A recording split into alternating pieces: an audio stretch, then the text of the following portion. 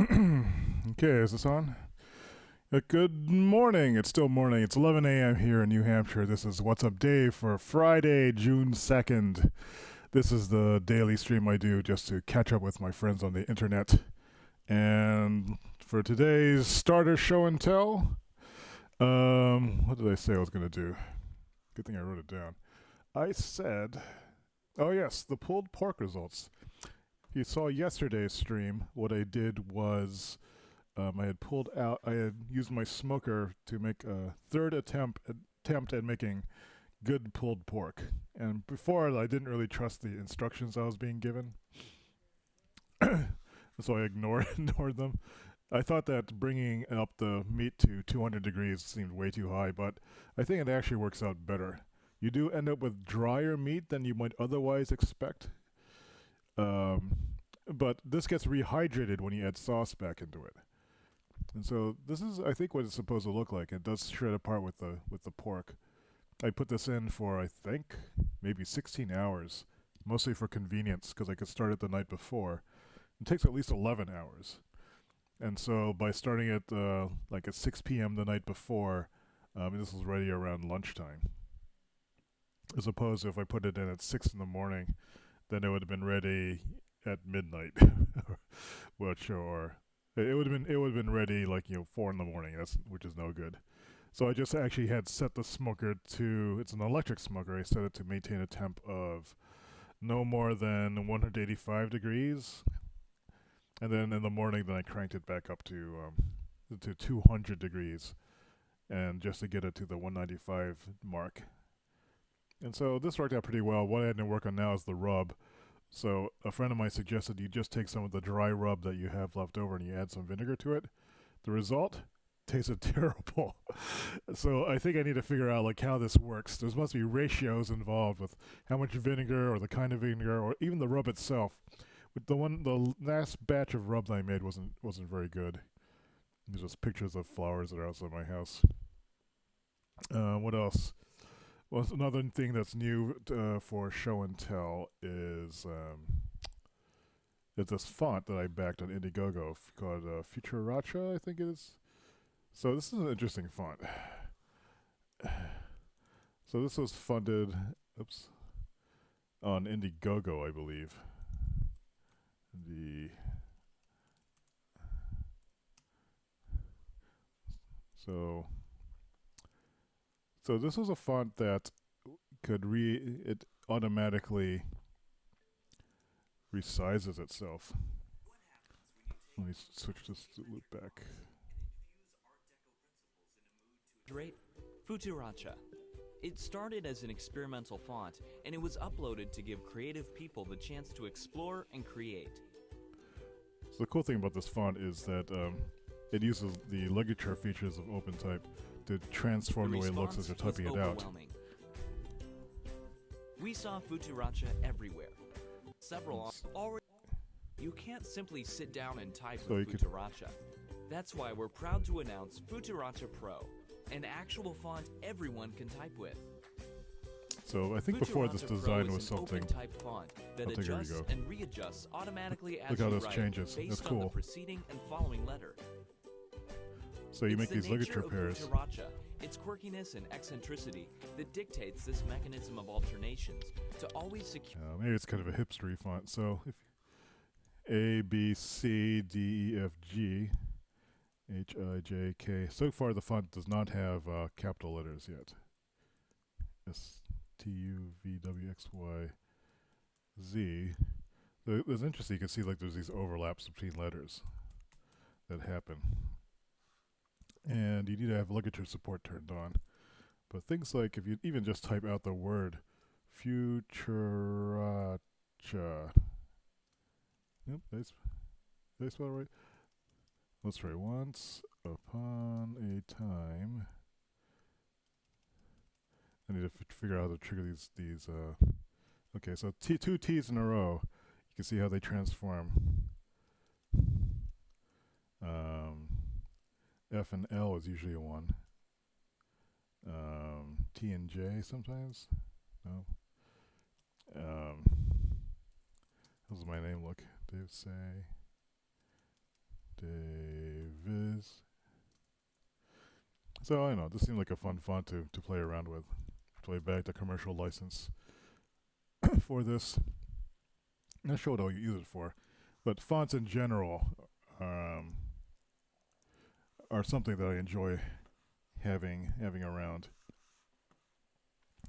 So that's what's going on with that, I suppose. So what else do I have to talk about today? I guess we might as well get down to like planning the day. I actually woke up fairly early today for me, although I had trouble going to sleep. So let's take a look at yesterday, what got done yesterday.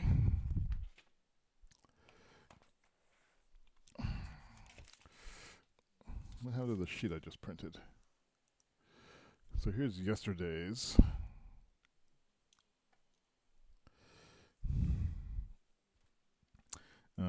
There's a lot of journaling in the morning. And some time around here, I thought I fell asleep again and woke up around 3. I think this was sleeping. I tend to have these biphasic days.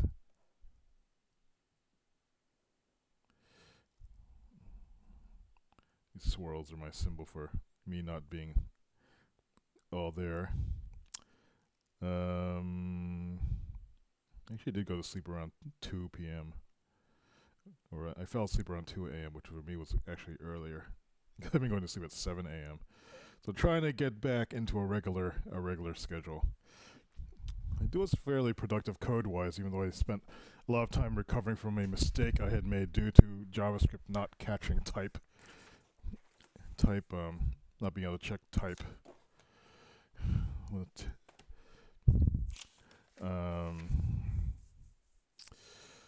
I am kind of sleepy. I ate kind of a large breakfast. June 2, 2017. Did someone just pop into the room? Oh yeah. Hey Don, how's it going? What time did I wake up today? I started work around 10, 11, 12.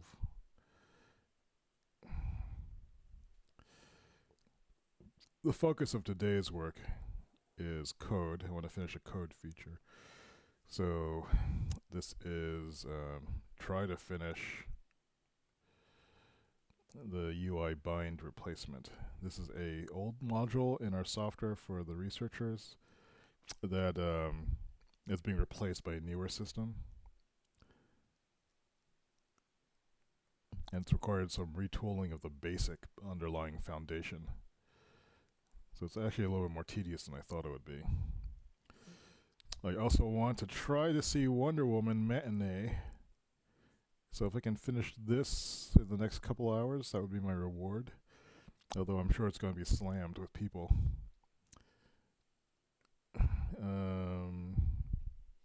What else do I need to do today? I should write an email to Dad.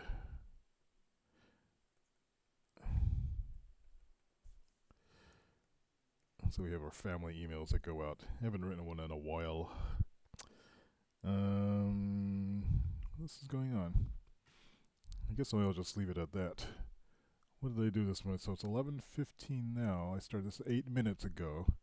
So let's say around 11 o'clock, this is when I start preparing for What's Up Dave. In the morning, I was basically socializing in the chat room. A few new people there, so saying hello. Hello, people.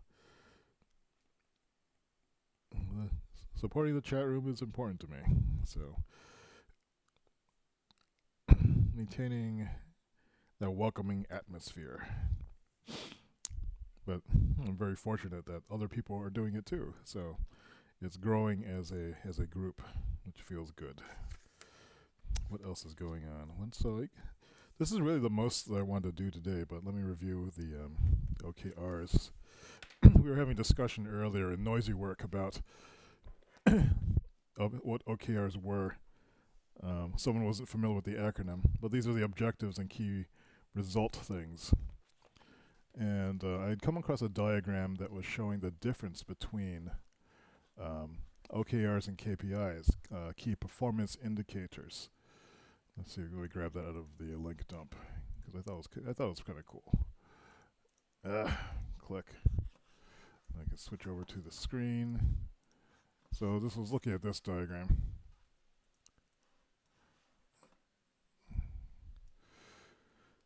So KPI is a key performance indicator. This is when you'd actually define what a metric is for determining success. Surprisingly, this is already an innovation for a lot of companies. No OKR combines that with, well, how do I do something to increase a measurement along the key performance metric or key performance indicator? And that's really all the relationship is. And even that's considered like, a big innovation, rather than just people saying like, I want you to do this. So I'm looking at mine now. I probably should review them, because I don't think I'm really using these in a way that are promoting movement. This looks like an old one. Where's the newer one?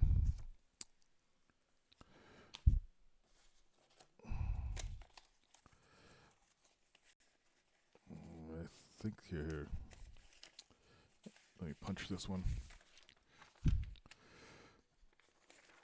This is this week's. So I'm saying that I guess instead of KPIs, I have key performance goals. One is gaining mastery through work. That is like getting better at what I do by choosing good work projects, or doing the work projects more mindfully along my own desires. So if I'm doing software development work, what can I do to be a better software developer and develop reusable code? Frustration reduction and well-being, that's just for me to feel like a human being. To not be bored or isolated, that's also another well-being thing, but it's more specific. It's more about, I think, doing rewarding work. Developing the cool side business, that's, I guess this could be made more specific, I think. Right now, that's the stationary business, which we'll get into a little bit later. And then there's aspirational goals, which I have put on hold indefinitely. Well, I get all this other work done. It's got really dark in here. Turning on the lights. Also, let me punch this tab thing. Ugh.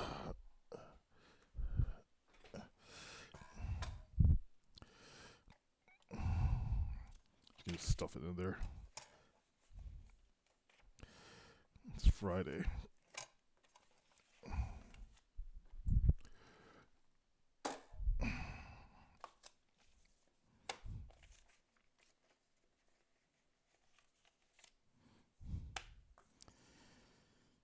Okay, so that'll be easier to see. On Tuesday is June 6th, which is my Groundhog Day resolutions review day for June. Let me finish transcribing these. So what we're doing, so these are for next week. Viv Game Grid. The era paper. The blog post on 2024 goals. Should I go to TypeCon or not? I guess now is the time I should start registering. Reserving a hotel. Primary care physician hunt. Static site.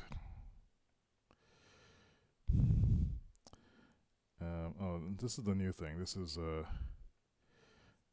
request from Douglas Anger, who's one of my top supporters on Patreon, who suggested making a junior-sized version of the task progress tracker.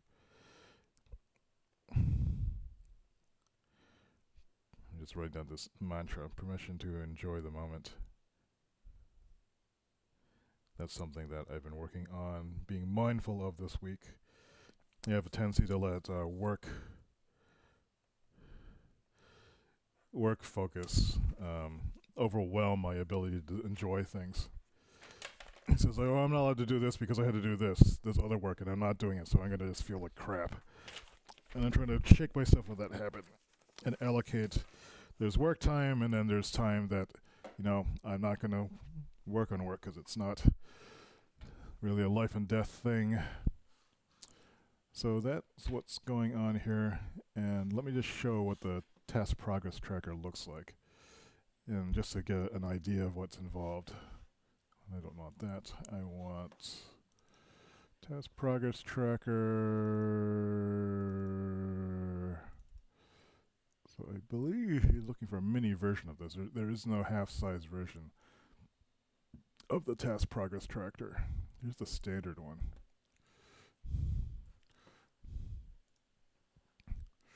Can I fit this? Fit visible. Nope. What is the one actual site? That's not it. What is the one that... There. So this is a task progress tracker. This is like, it looks like an older design. When was this? 2009 version, it looks like. I could have sworn it was a newer one. That was the... Oh, this is the old PCEO ones. We want this one, I think. This is the newer one. Yeah. I've heard that people use this for project managers use this to hand out projects to people. So this is a full-size sheet. This predates the Emergent Task Planner by a number of years, I think. This is a refresh that was done in 2011, I think. There's also the Structomatic version of this, which is like when you're actually like blowing up tasks in 15 minutes at a time. So shrinking this to a half size, that's going to be interesting. It might not be as hard as I think. There is a half-size variant of the Emergent Task Planner in which I just removed some of the things from it. Let's see, variants. This is the A5, A6 versions, I think. Maybe the 7 task version would be the way to go. Let's check this US Mini. This is only 7 tasks, I think, and no time tracking.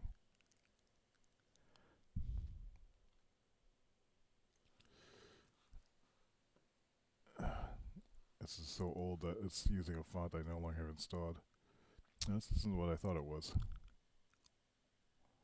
I do need to revamp all of these designs. It's time to do a big refresh. In fact, that's weird. That's the missing font. There's just a space that happens to use the old font. But yeah, so basically doing something like this. But really, what makes the task progress tracker interesting? I think it's just because it's a list of these task things. In fact, if you look at this, the original Emergent Task Planner, it was actually a mix-up of 3 previous designs. Let's see if I can still find it. The original one was called Menu of the Day. I'm not sure if I still have that. There might be other Menu of the Day.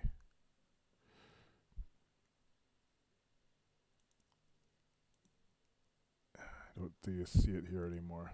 It's such an old... I would have thought that I kept it around for historical reasons, though.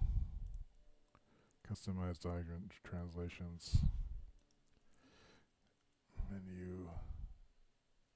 Okay, there is. This was like done in 2006. And there's like lots of missing fonts from it. In fact, this doesn't look right. So I had combined the wow, this is like an ugly form. The idea behind this was that you would list 3 things that you want to do, and then there was this area that you could keep track of stuff. And it's probably easier to find the original article I wrote about it. Let's see. Menu of the Day, davidsay.com. Yeah. I think that's an older version of it. This is, yeah. Okay, this looks more like I remember it. So this is the old style ETP tracker grid. this is before it was the ETP tracker grid. I was using time blocking. The idea behind the time blocks was that I was designing them like tickets. So you would sort a task into how many hours would it take. If it took 4 hours, it was an A task. If it took 2 hours, it was a B task, or something like that. If it was 30 minutes, it was a C task. Is that right? No, it looks like the B tasks are 2 hours, C tasks are 1 hour, D tasks are 3 minutes, and then E tasks are 15 minutes. So the idea was that you would just assign like a letter difficulty grade to each task you're doing, and then you could sort of like use that to fit them into one of these grid blocks. So I think the idea was you would figure out, based on how many of the blocks that you estimated, where it would fit in, and then you would fill it in with the right thing. So you'd use this as a ways of fitting stuff into the blocks. So you can see how this compares to the emerging task planner. But this also has some of the concrete goal tracker self-assessment stuff, so you can know if you're moving ahead. It was kind of a cool idea, but the ETP was, I think, a simplification based on some comment someone must have made. I'll have to see if I can remember how to track that down. Looks like the page of this is screwed up. Yeah. I should republish the menu of the day to Patreon users and see what people think about it. There might be some good ideas. I don't know why this form is all screwed up, though.